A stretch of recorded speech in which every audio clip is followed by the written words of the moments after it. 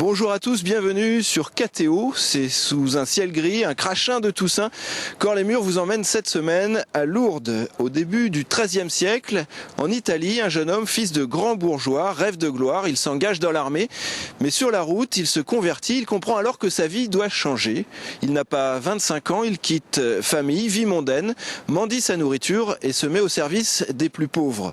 Face à ce fou de Dieu, les gens sont interpellés. Petit à petit se crée autour de lui une véritable communauté. Nous sommes en 1209, c'est la naissance des frères mineurs, les franciscains, suivis quelques années plus tard des clarisses qui suivent la règle de la première d'entre elles, Sainte Claire. 800 ans plus tard, 30 000 frères et sœurs vivent toujours selon la règle de Saint François.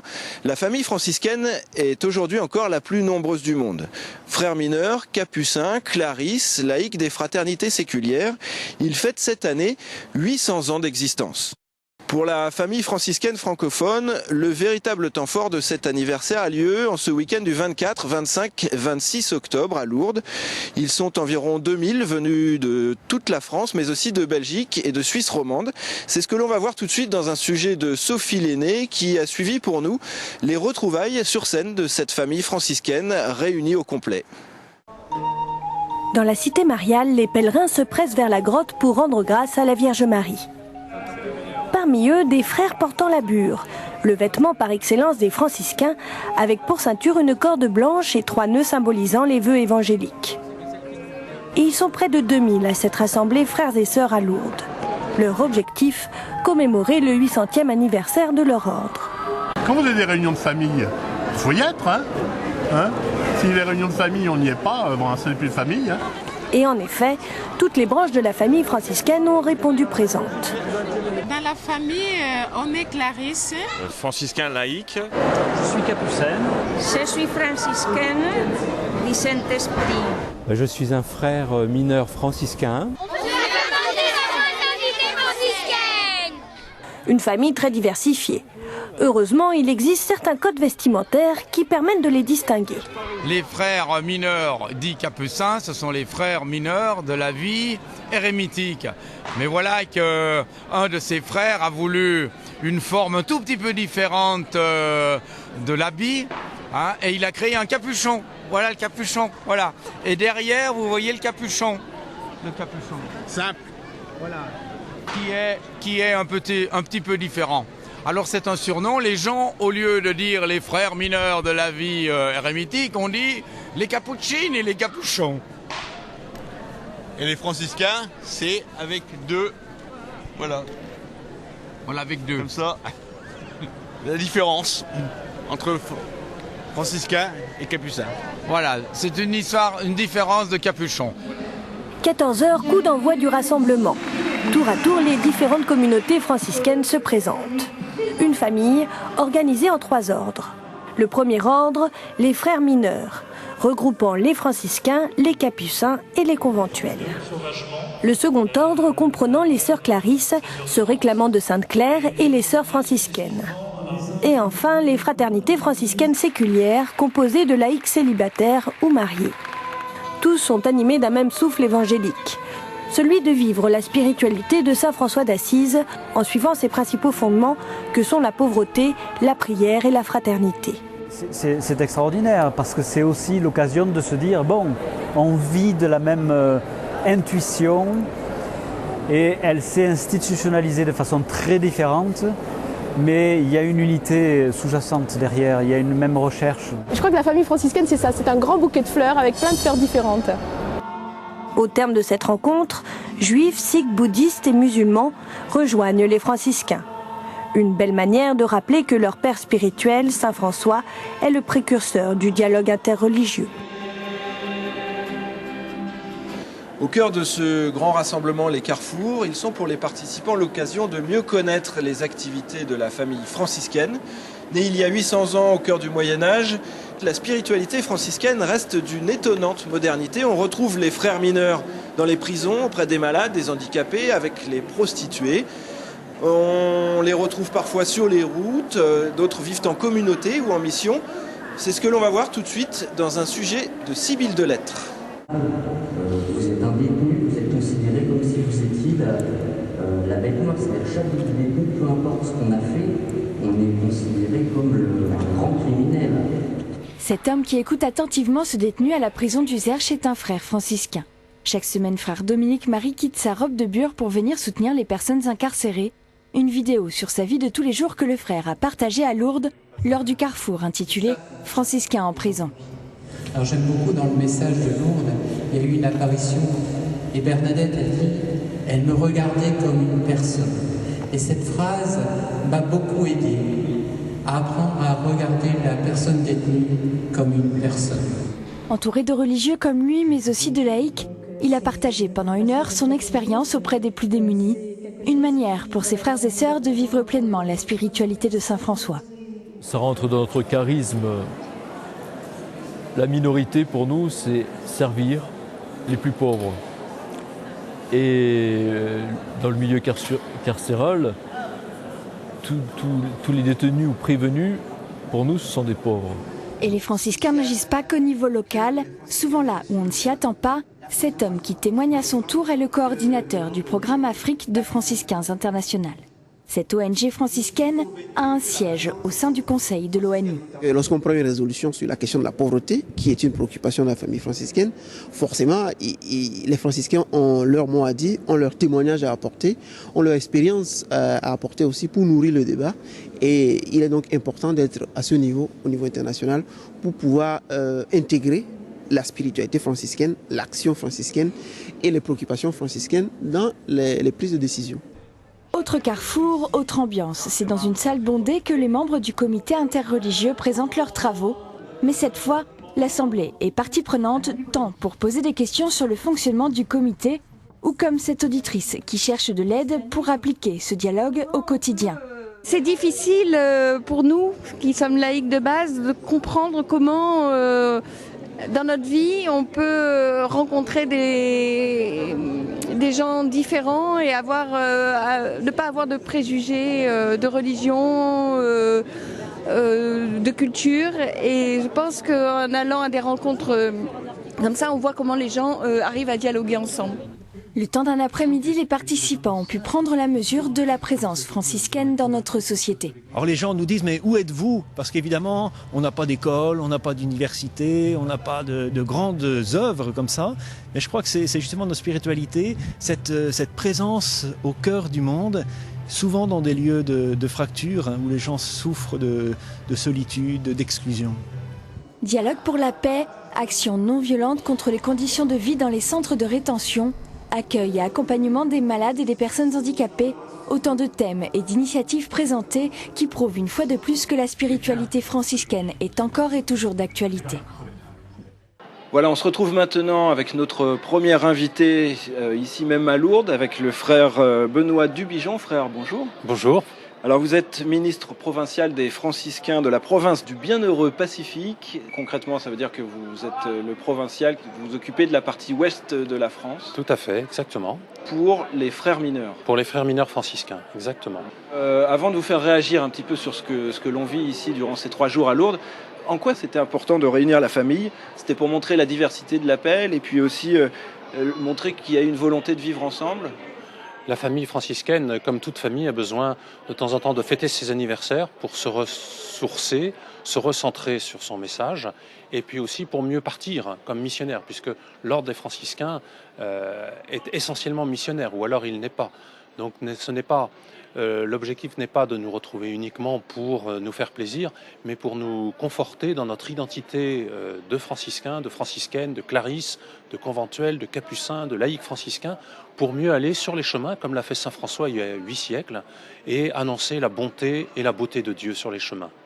Alors qu'est-ce que vous avez vécu là au cours de ces retrouvailles finalement? Ça fait pratiquement 10 ans, c'était en 2000, la dernière fois que vous vous êtes tous retrouvés comme ça. Voilà. Qu'est-ce que vous avez vécu là de force et vous avez ressenti la diversité de cet appel, de cette grande famille?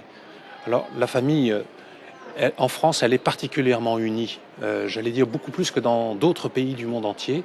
Et nous avons pris cet habitus de toujours réaliser notre mission ensemble, en respectant la diversité de chacune des branches, mais que ce soit la pastorale des jeunes, que ce soit des initiatives populaires, que ce soit des fondations, nous les réfléchissons le plus possible ensemble.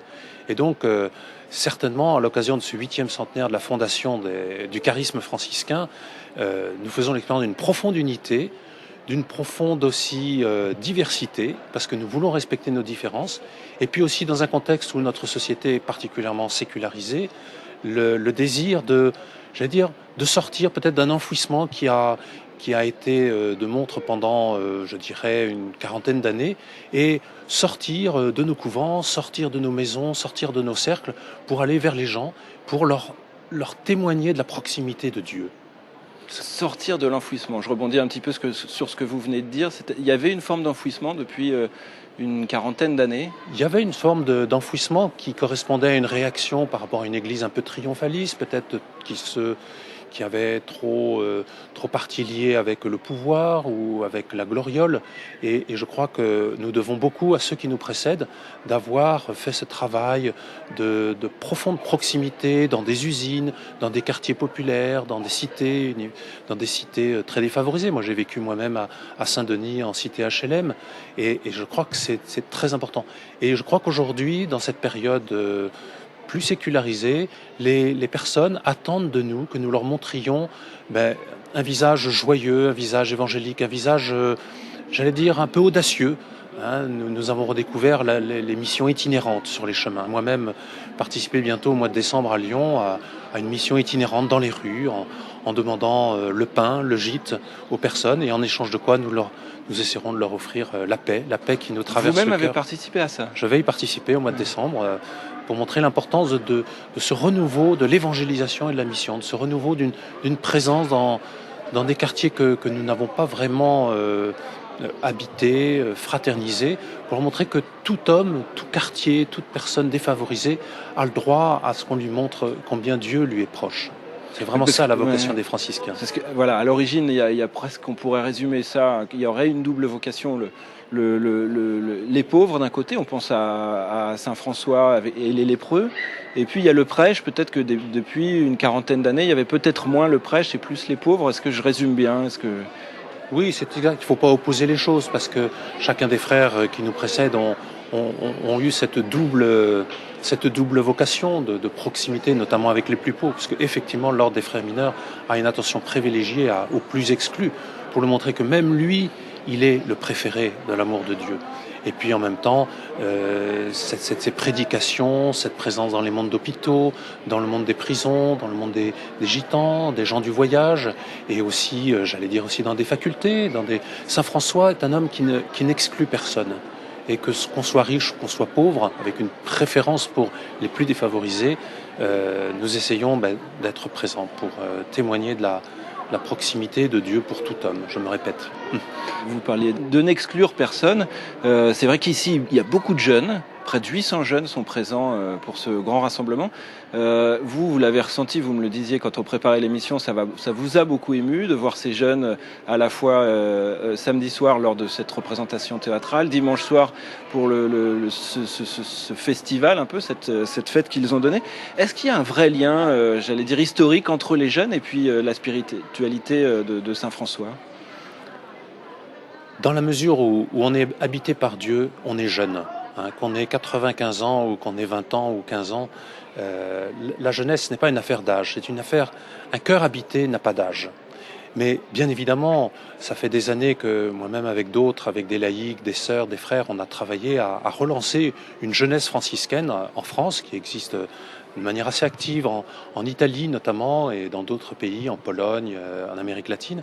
C'est vrai qu'en France, il manquait un mouvement qui puisse rassembler des jeunes, où des jeunes se sentent pris, en respectant leur profonde liberté, pris par une spiritualité qui les enthousiasme. Et comment ça se passe concrètement? Est-ce qu'ils font une promesse? Est-ce qu'il y a une forme d'engagement un peu comme dans le scoutisme? Voilà, alors les jeunes sont rassemblés dans différentes villes de France. Alors il y a des régions qui sont plus vivantes que d'autres et on leur propose une pédagogie. La jeunesse franciscaine, c'est une pédagogie où chaque semaine on leur fait une proposition d'approfondissement de leur vie d'homme ou de femme ou de jeune homme ou de jeune femme, l'approfondissement de leur vie chrétienne et également l'approfondissement de la spiritualité franciscaine qui est extrêmement riche, extrêmement colorée. Et au fur et à mesure de ces approfondissements, il leur est proposé des étapes de promesses, d'engagement, puisque la jeunesse franciscaine est caractérisée par une pédagogie avant toute forme d'engagement, que ce soit l'engagement du mariage, ou bien l'engagement dans une fraternité laïque, ou bien l'engagement dans l'ordre des frères mineurs, ou chez les sœurs apostoliques, ou chez les sœurs cloîtrées, les sœurs pauvres. Et comment vous expliquez qu'il y a un tel attrait de la jeunesse pour cette famille franciscaine ? Est-ce que parce que les franciscains savent leur parler ? Je ne suis pas sûr qu'on sache bien leur parler, mais ce qui est sûr, c'est que le monde dans lequel nous vivons est en profonde recherche d'abord d'une transcendance de Dieu. Et ça, pour saint François, Dieu, premier servi, c'est quelque chose de fondamental. Ensuite, notre monde recherche aussi une fraternité plus grande entre les hommes.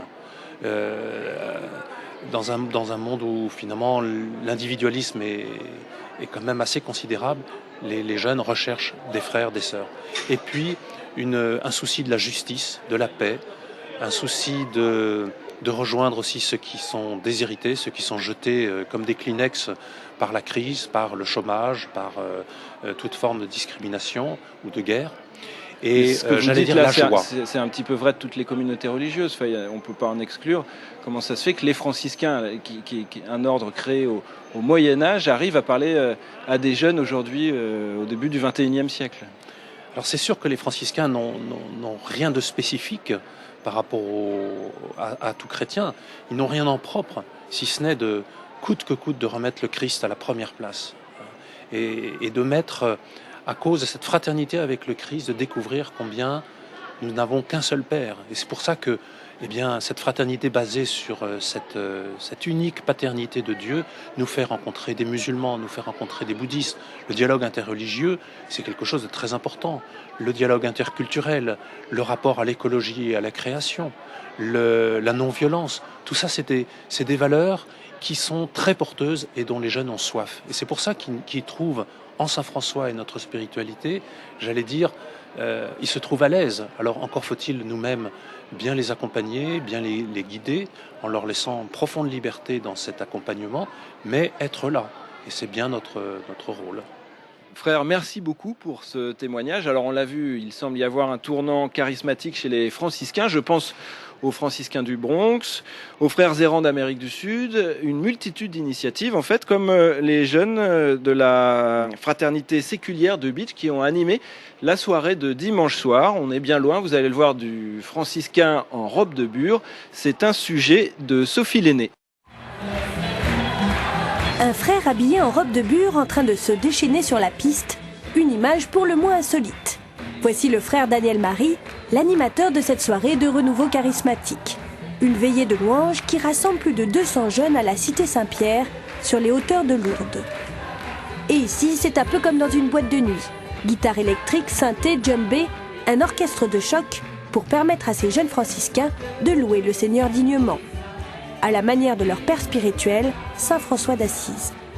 Nous sommes franciscains, on a l'habitude d'être très incarnés, c'est-à-dire qu'on est très dans notre corps. François était habitué avec la création, la nature, il chantait, il dansait, il parlait aux animaux. Donc nous vivons dans notre corps parce que nous sommes notre corps et il n'y a pas de séparation entre notre être et notre corps. Donc si on est joyeux, on l'exprime par le corps, c'est tout naturel et on se laisse aller dans une liberté, dans une spontanéité, sans faire attention au regard du voisin. Mais qu'est-ce qu'il va penser ? On essaie d'être libre et d'exprimer ce qu'on ressent.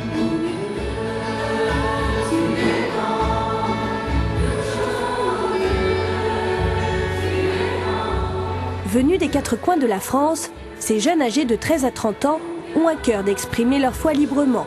Une manière intense et radicale d'entrer en communion avec Dieu grâce à l'Esprit Saint.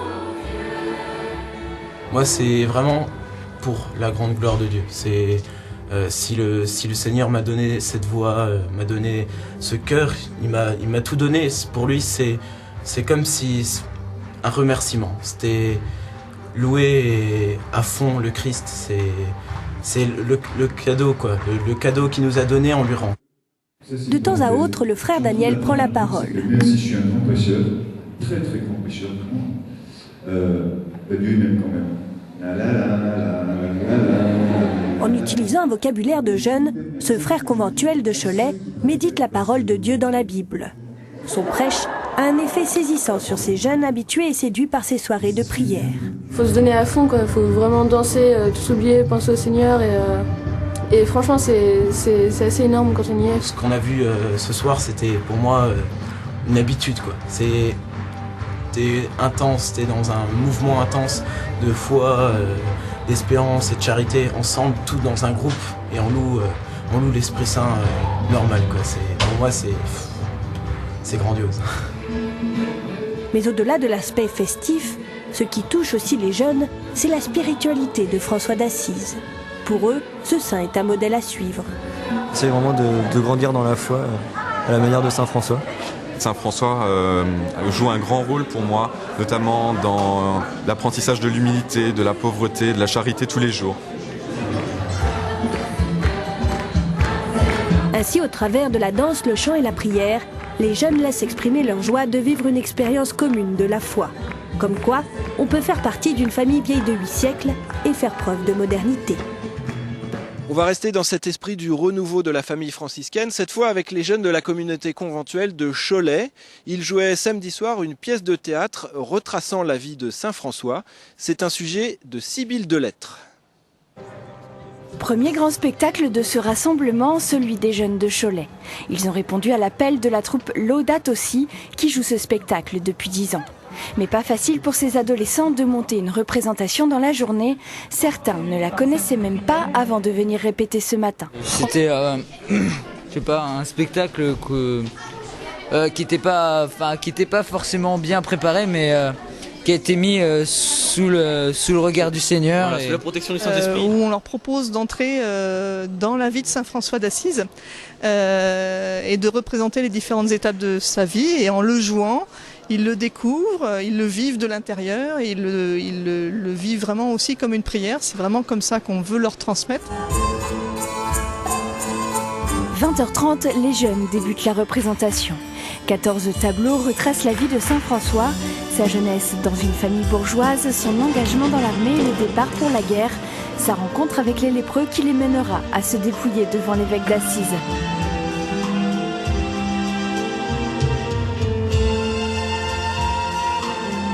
Devant son père, il déclarera « Jusqu'ici je t'ai appelé Père sur la terre, désormais je peux dire Notre Père qui êtes aux cieux, puisque c'est à lui que j'ai confié mon trésor et donné ma foi. »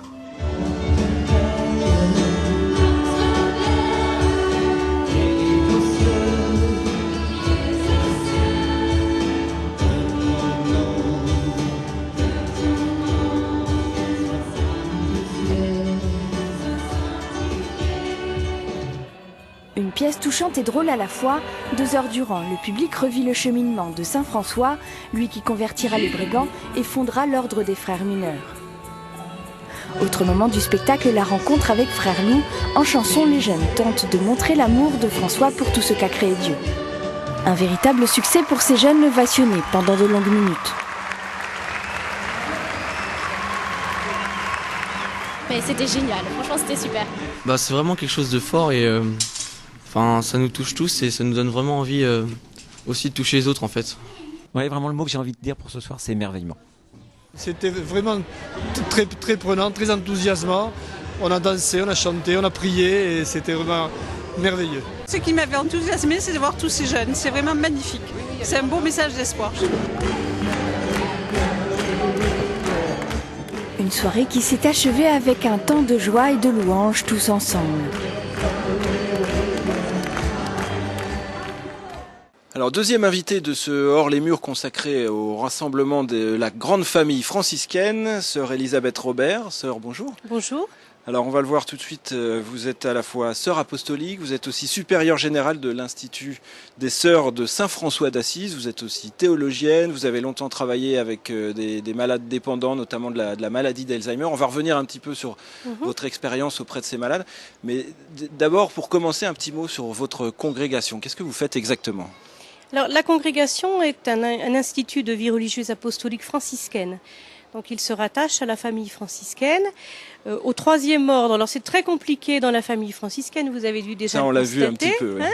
Voilà, donc le premier ordre, ce sont les frères, le second, les sœurs Clarisse, et le 3e ordre est un ordre à la fois de laïcs, les fraternités séculières, mais aussi de communautés apostoliques, donc qui sont des religieuses. Alors, communauté apostolique, ça veut dire quoi concrètement? C'est des sœurs, des femmes, mais il y a aussi quelques hommes, mais des femmes qui vivent en fraternité, qui sont engagées par vœu de pauvreté, chasteté, obéissance, dans un institut donné, et qui ont à la fois une dimension de contemplation, de prière, d'adoration, mais aussi d'engagement. Alors pour nous, plus spécifiquement, auprès de plus pauvres ou de plus petits, dans des activités, on va dire globalement médico-sociales. Mais aujourd'hui, les formes sont quand même beaucoup plus diverses. Vous êtes combien de sœurs? 600, environ 600. 600 présents essentiellement en Afrique et... 9 pays, 3 pays en Europe, en France, en Espagne et en Italie, et puis en Afrique, Maroc, et puis aussi Afrique subsaharienne, Togo, Burkina, Côte d'Ivoire, République centrafricaine et Congo. Voilà, et qu'est-ce qui vous a plu chez les franciscains? En fait, comment vous pourriez définir un petit peu comme ça la spiritualité franciscaine? Il faudrait peut-être faire les deux un petit peu. Ce qui m'a plu, puis comment je pourrais la définir. Ce qui m'a plu d'emblée, ça a été cette dimension de fraternité universelle. Voilà, j'ai été très jeune, très vite séduite par la figure de François, et cet appel à une fraternité universelle qui rassemblait dans un même groupe des gens d'origine sociale extrêmement diverses. Et ça, je crois que c'est aujourd'hui toujours d'actualité. Voilà, avec une place primordiale, prioritaire accordée aux plus pauvres. Ce qui fait un peu, parce qu'on souhaite au moins dans l'Institut, c'est que la place faite aux plus petits, aux plus pauvres, soit pour nous le facteur de communion essentiel, et que ce soit vraiment le critère de discernement de nos engagements, de nos choix. Voilà, alors ça m'a très tôt séduite un peu. J'ai fait partie des fraternités de laïcs, de jeunes fraternités séculières. Et puis après, j'ai ressenti l'appel à me consacrer plus totalement à cette forme de vie, dans une forme de vie religieuse canonique plus habituelle. Voilà. Après, la spiritualité. Vous l'avez peut-être déjà un peu définie. Oui, déjà une dimension quand même de contemplation très forte, et en particulier de se découvrir toujours davantage fille, fils enfant de Dieu, et que cette paternité de Dieu reçue dans la pauvreté, dans la minorité, dans la joie, elle est le fondement d'une fraternité. Une fraternité qui se veut Parce que vous pacifique. Vivez en fraternité, Oui, concrètement, oui. Vous êtes combien? Ça va de 3 à des fraternités plus importantes de sœurs plus âgées à 50. Vous voyez, la palette est large. Et alors, comment se déroule une journée type, on va dire? Alors, nous ne sommes pas des moniales, donc notre temps n'est pas régulé par un horaire strictement défini. Ça varie bien sûr en fonction de nos engagements. Les sœurs qui travaillent dans une pouponnière, elles sont tenues aussi par le rythme des biberons, des bébés. Bon. Mais nous retrouvons pour les temps de prière communautaire, les laudes et les vêpres au minimum, parfois complis, la prière du soir, et puis pour les repas communautaires. Voilà. Après, la fraternité, les temps de fraternité sont régulés quand même par des rencontres régulières, hebdomadaires, mensuelles. Tout dépend aussi du rythme quand même. Entre une fraternité de 3 et une fraternité de 50, il y a nécessairement des différences importantes. Alors, je le disais un petit peu en introduction, vous avez dirigé longtemps à Clichy-sous-Bois, c'est bien ça? Fontenay-sous-Bois, un établissement qui s'occupe de malades très dépendants, notamment qui souffrent de la maladie d'Alzheimer. En quoi le message de la spiritualité franciscaine vous a touché dans ces malades? Ça rejoint ce que j'ai évoqué tout à l'heure, cette dimension de fraternité. Parce que très souvent, lorsque nous avons du plaisir à rencontrer les gens qui nous ressemblent, ou les gens que nous voudrions être, ceux que nous admirons. Par contre, il nous est parfois plus difficile de compagnonner avec ceux dont le visage est quelque peu défiguré par la maladie. Et aujourd'hui, je crois, dans notre culture qui valorise quand même beaucoup la performance, tous ceux qui sont atteints par, la nuit de l'esprit un peu, tous ceux qui sont atteints dans leur psychisme, qui ont perdu des repères, qui ont plus de difficultés à s'exprimer, ceux-là risquent très vite d'être entachés d'une forme de déni de fraternité. Alors, qu'est-ce que j'entends par là ?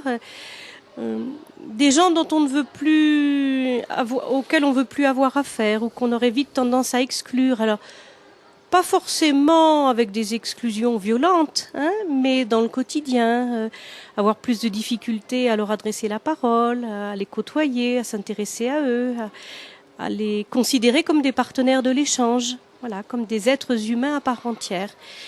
Et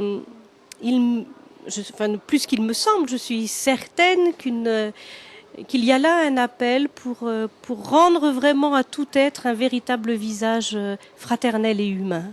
C'est vrai, je reprends un peu ce que vous dites. Vous avez beaucoup parlé de visage, vous parliez aussi de visage défiguré tout à l'heure. Oui. On pense forcément au baiser aux lépreux. Enfin, c'est une image qui vous a touché, ça dans la vie de Saint François, ou peut-être y en a-t-il d'autres. Non, celle-là, alors il y en aurait. La vie de François est faite de rencontres, et qui l'ont à chaque fois converti et appelé à une mission particulière. Mais celle-là, oui, c'est une image très forte. Le lépreux étant l'antithèse de tout ce que François était. Un visage l'antithèse rangé, de tout ce que François était, ce qu'il voulait être, un jeune homme riche, brillant, le roi un peu de la jeunesse dorée d'Assise, entouré, adulé presque. Et le lépreux, c'est celui qui justement a un visage rongé, qui n'a plus de nom, celui qui est exclu, et avec la contagion, le risque de contagion, celui qu'on ne veut pas approcher. Et François, on le sait dans sa jeunesse, avait des rêves un idéal de grandeur, des rêves d'épanouissement personnel, de développement. Et le lépreux, je crois, était l'antithèse de ce qu'il était. Un visage vous pensez qu'il faut des rencontres comme ça? Enfin, je pense aux lépreux, mais peut-être vous, aux malades d'Alzheimer, pour se convertir. Vous disiez vous parliez de François comme il y avait une conversion permanente. Il y a un petit peu ça dans votre vie aussi?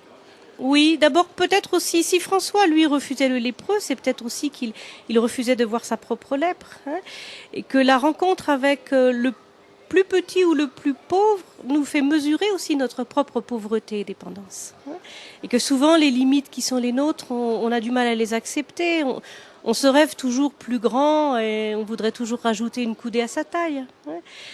À un moment donné, accepter de compagnonner fraternellement, profondément fraternellement, je crois que ça nous rend humbles, oui. Ça nous rend humbles.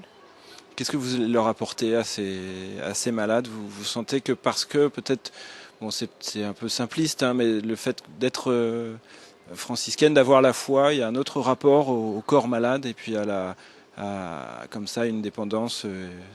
Alors peut-être encore une fois, mais j'ai l'impression de me répéter, mais cette dimension de fraternité et de rendre à autrui sa dignité, au moins de la reconnaître, de lui confirmer qu'il n'est pas abandonné dans le malheur où il est là. Et puis il y a une autre dimension qui, elle, est peut-être plutôt liée à la foi, c'est une dimension d'espérance. Une dimension d'espérance qui est pas un refus de la réalité, mais qui continue d'affirmer que l'avenir est devant, que le meilleur nous attend et qu'il n'est pas vain d'espérer. Alors c'est une subtile association un peu de patience et d'engagement, de passivité et de combat, mais être là dans l'espérance, travailler à ce recommodage de l'espérance, oui, je pense que ça c'est fondamental. Écoutez, sœur, merci beaucoup pour ce témoignage. On va continuer le déroulement de ce rassemblement. Et puis peut-être à très bientôt. Merci beaucoup à vous pour l'invitation. Au revoir. En 1979, dans une lettre apostolique, Jean-Paul II fait de Saint François d'Assise le saint patron des écologistes. Nul besoin d'être chrétien pour être touché par le cantique des créatures ou le sermon aux oiseaux, mais on aura tort de réduire Saint François d'Assise à un simple ami des bêtes. C'est tout son rapport à la nature qui est religieux. En cela, il est sans doute un écologiste avant l'heure, voyant dans la nature le signe de la création. L'écologie a fait l'objet ce week-end d'un atelier, un des plus importants de ce grand rassemblement. On revient donc sur les liens qu'entretiennent les franciscains avec la nature, avec l'écologie, dans un sujet de Sophie Lenné. François d'Assise, le saint qui prêchait aux oiseaux. Ce dernier est considéré comme le précurseur de l'écologie. Amoureux de la nature, il propose au Moyen-Âge une autre manière d'envisager la place de l'homme au sein de l'univers en respectant les créatures qu'il appelle frères. Il parle d'être frère non seulement avec les animaux, les plantes, mais il dit mon frère le feu, il dit aussi mon frère, ma sœur l'eau, etc. Mais il reconnaît qu'il y a une hiérarchie des créatures, parce que c'est pas parce qu'on appartient tous aux mêmes matériaux, au même terreau, c'est parce que nous sommes issus du même père, la même origine première. Or le père créateur, c'est un père qui crée tout avec ordre. Donc chaque créature doit être à sa place. François, quand il est au plus profond de sa douleur, eh bien, il découvre que la création peut être son frère, sa sœur. Et c'est pour ça que l'écologie, elle est franciscaine, comme elle est chrétienne, comme elle est humaine, mais que quand elle est franciscaine, elle se veut avant tout une question de relation. Accepter d'être frère des créatures, accepter d'être soi-même une créature, donc de ne pas pouvoir consommer n'importe comment. 800 ans plus tard, l'écologie reste pour les membres de la famille franciscaine l'une de leurs préoccupations majeures. Une réflexion essentielle, plus que jamais d'actualité. Direction la salle Bernadette où se tient un forum sur l'écologie animé par le frère Stéphane. Qu'est-ce que je fais là? Quelle est la conséquence du fait que je tourne le robinet, du fait que je peux consommer des fruits qui viennent de l'autre bout du monde? Il y a un plaisir pour moi, mais quelles conséquences ça peut avoir pour d'autres hommes et pour l'ensemble de la planète? C'est devenir responsable. Et c'est l'objectif de ce colloque, responsabiliser chacun sur la question de l'environnement. Par groupe de 6, les franciscains se concertent et tentent d'apporter des solutions à leur petite échelle. Je lisais récemment dans la Croix d'abord qu'on jette en Occident un quart de la nourriture. Oui, cette planète qui est endommagée, qui se dégrade, il faut essayer de faire chacun, même avec une goutte d'eau, de faire quelque chose. Tout y passe. La question de l'eau, des déchets, les moyens de transport. Au terme de ce colloque, les propositions fusent. Et le frère Stéphane s'empresse de les afficher sur le tableau. C'est pour ça qu'on essaie de faire partager les gens. Les faire rentrer dans une expérience. Ensemble, ils peuvent se poser des questions, s'aider à avancer, construire une fraternité autour de la question de la consommation, autour de la question de la création, autour de la question de leur avenir. Et c'est justement dans cette démarche-là qu'on leur permettra demain de trouver des solutions. Les franciscains auront donc en rentrant chez eux à cœur de mettre en pratique ces nouveaux gestes du quotidien. Ils auront surtout la conscience de partager avec ses frères et sœurs un même combat pour le respect de la nature. Voilà, dernière invitée de cette émission, Christian et Agnès Royard. Bonjour à vous. Bonjour. Alors, on va le voir tout de suite. Vous êtes tous les deux laïcs, vous êtes mariés, vous avez 3 enfants. Vous êtes de la fraternité franciscaine séculière. Vous allez nous dire un petit peu ce que c'est que ces fraternités franciscaines séculières. Je rappelle juste un tout petit peu, c'est 435 000 membres engagés dans le monde, donc ce qui est énorme. C'est le plus ancien mouvement de spiritualité des laïcs. Et en France, c'est 3500 personnes. Alors c'est beaucoup de chiffres. Finalement, on vous connaît très peu. Est-ce qu'on peut définir en quelques mots ce que c'est que cet engagement ? Agnès ou Christian, comme vous voulez, Agnès. Alors, la fraternité séculière, effectivement, existe depuis que Saint François a initié ce mouvement du tiers-ordre, en fait. Il souhaitait que les laïcs aussi puissent avoir un projet de vie qui se rapproche de ce que vivaient les religieux. Et donc, ça n'a rien de révolutionnaire, en fait, la fraternité franciscaine. On essaye de vivre notre vie de chrétien. Mais concrètement, ça veut dire quoi? Vous vivez en communauté ou vous gardez votre... Alors non, on ne vit pas en communauté, on est en famille. En revanche, on se retrouve avec d'autres familles, avec des célibataires, c'est très varié. Les âges aussi sont très variés. Et on se retrouve pour un temps aussi bien de convivialité, la convivialité est bien importante chez les franciscains, que pour un temps de partage et de célébration. Oui, l'idée des fraternités laïques, c'est d'avoir des temps où on peut relire un peu sa vie, l'idée étant de passer de l'évangile à la vie et de la vie à l'évangile. Alors donc, vous êtes médecin, Christian, je crois que c'est aussi important, oui, parce que ça, on va le voir tout à l'heure, mais ça implique aussi des choix de vie professionnelle d'une certaine façon. Oui. Donc là, c'est une forme de pont entre la vie et l'évangile, ce que vous disiez.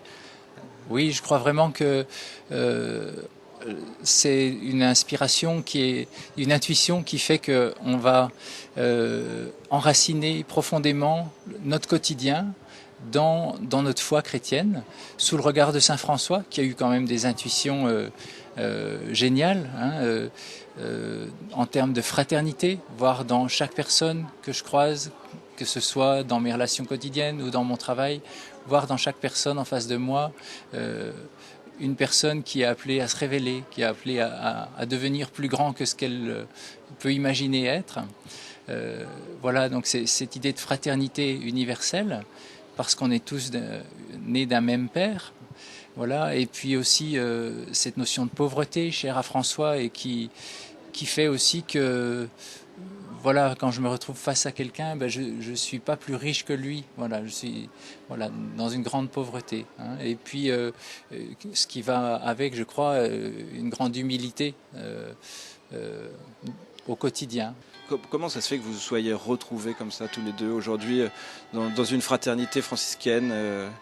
C'est une rencontre? Voilà, c'est une rencontre avec un frère franciscain qui nous a accompagnés à l'aumônerie étudiante et qui nous a éveillés à la spiritualité franciscaine, avec qui on a fait des voyages à Assise, à Saint-Jacques-de-Compostelle, etc. Et depuis 15 ans, on est heureux de suivre ce chemin de simplicité et de joie. Chez les franciscains, on aime beaucoup faire la fête, rire, chanter. Et voilà, c'est des petites choses, mais qui rendent la vie belle. Ouais. Alors, j'en parlais de votre expérience professionnelle. Vous êtes médecin, vous travaillez en milieu rural en Haute-Saône, vers Besançon.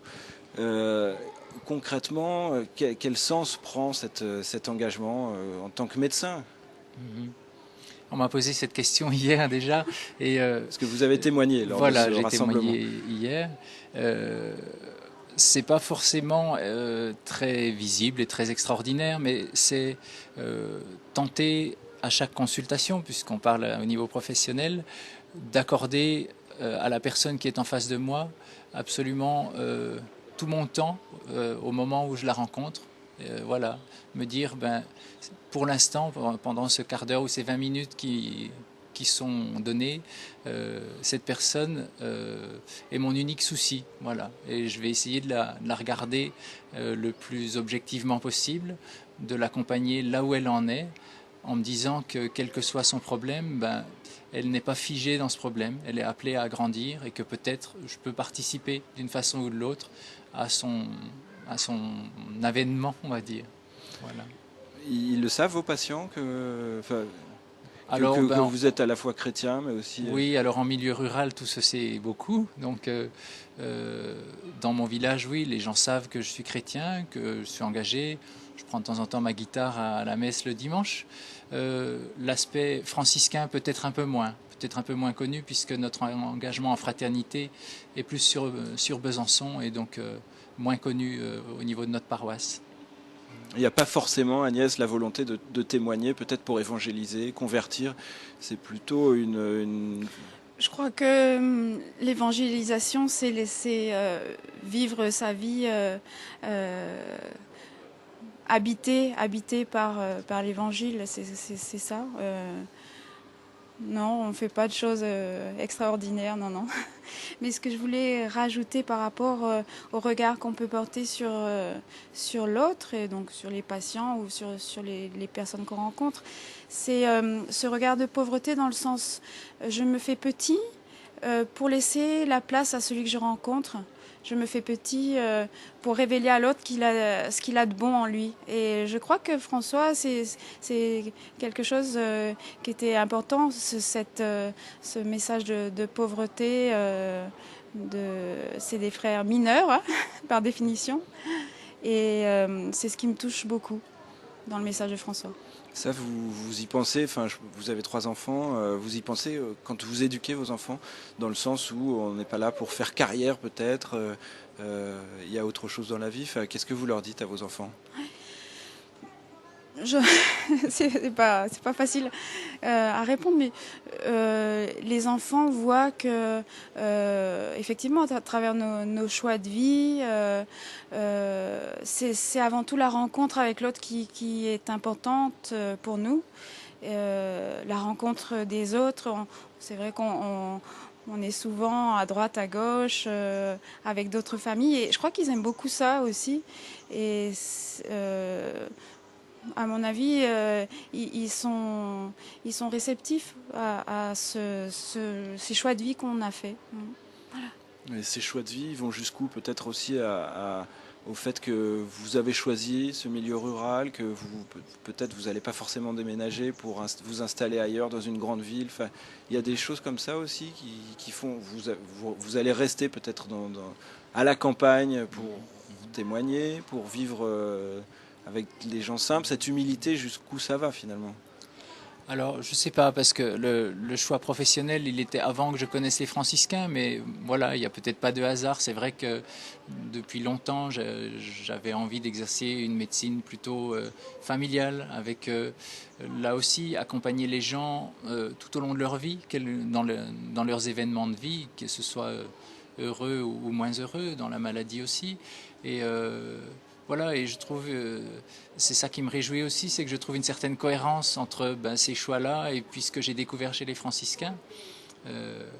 Oui, c'est sûr que l'idée de faire carrière n'est pas le premier de nos soucis, et pour nos enfants non plus. Je crois qu'on a vraiment envie que nos enfants soient avant tout vivants, heureux de vivre à l'endroit où ils seront, et qui mettent vraiment leur cœur et de l'enthousiasme dans ce qu'ils feront. Et je crois que pour ça, on ne peut pas faire de grands discours. Et dans notre foi, c'est pareil. Nos enfants, ils voient ce qui nous anime, ce qui nous fait vivre, et on est convaincu que ça ne les laisse pas indifférents. Voilà. Ils sont quelque part dans Lourdes en ce moment, en train de vivre à leur façon cette rencontre. Et voilà, on est heureux pour eux aussi de ce qu'ils peuvent vivre à travers ces moments franciscains. Quand vous leur parlez de Saint-François, ce sera peut-être la dernière question. Quel épisode de la vie vous mettez en avant? Enfin, qu'est-ce que vous retenez? L'humilité, la simplicité, le fait qu'ils se tournent vers les autres? Alors eux, ce qui les marque, c'est le loup de Gubbio, bien sûr. François qui apprivoise ce loup terrifiant. C'est plutôt eux qui nous disent ce qui les touche pendant les différentes rencontres. Et donc ça reste des enfants, donc ils aiment ces histoires qui viennent aussi les rejoindre dans leur quotidien. Voilà. Oui, je sais pas, c'est vrai qu'on pourrait leur redemander qu'est-ce qui les touche le plus. Ouais. Écoutez, merci beaucoup pour ce témoignage. Quant à nous, on va se quitter avec un dernier sujet, la messe de clôture. Une messe présidée par Monseigneur Rouet, archevêque de Poitiers. C'est un sujet de Sibylle Delettre. C'était le dernier grand rassemblement de ce week-end pour toute la famille franciscaine. Les 2000 pèlerins ont communié tous ensemble autour de Monseigneur Rouet, archevêque de Poitiers. L'occasion pour lui de louer la diversité et l'unité de cette grande famille. Tant de formes différentes, une même source, une même eau, une même ivresse.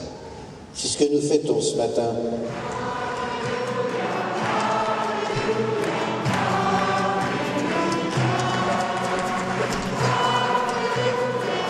Vous êtes chacun corps du Christ, par le baptême reçu, par l'Eucharistie qui vous nourrit. Et ce n'est donc pas le nombre qui importe, ni l'apparence, ni le succès, ni la gloire, ni le poids, ni l'influence. C'est d'être habité. Habité. Pendant cette messe d'action de grâce, tous, frères, sœurs, laïcs de tout âge, ont renouvelé leur engagement à poursuivre l'œuvre de Saint François avant de prier la litanie des saints. Crois-tu en Dieu, le Père Tout-Puissant, Créateur du ciel et de la terre? Crois-tu? Saint François et Sainte Claire.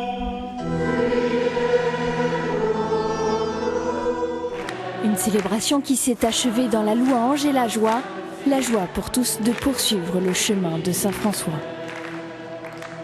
Je trouve que c'est un temps magnifique. C'est vraiment un temps avec beaucoup de joie et puis avec beaucoup de très riche. C'était une belle messe, je me sentais au ciel.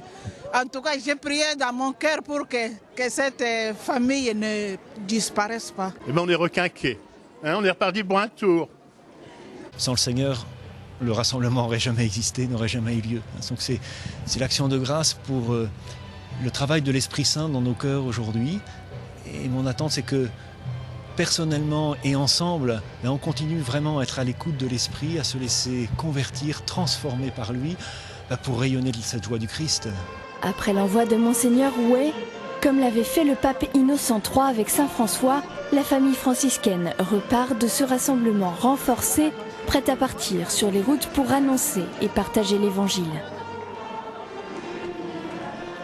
Voilà, c'est donc la fin de cette émission, toujours sous la pluie. Si vous souhaitez avoir plus d'informations sur Saint-François, vous pouvez voir ou revoir le colloque sur les franciscains au Bernardin. Un certain nombre de documentaires aussi sont disponibles sur le site internet de KTO. Au terme de ces 3 jours, alors que les uns et les autres rejoignent leur famille, leur couvent ou leur communauté, il me reste à dire un grand merci aux équipes de KTO, aux techniciens, aux journalistes. À très bientôt donc sur KTO. Merci, à très bientôt. Au revoir.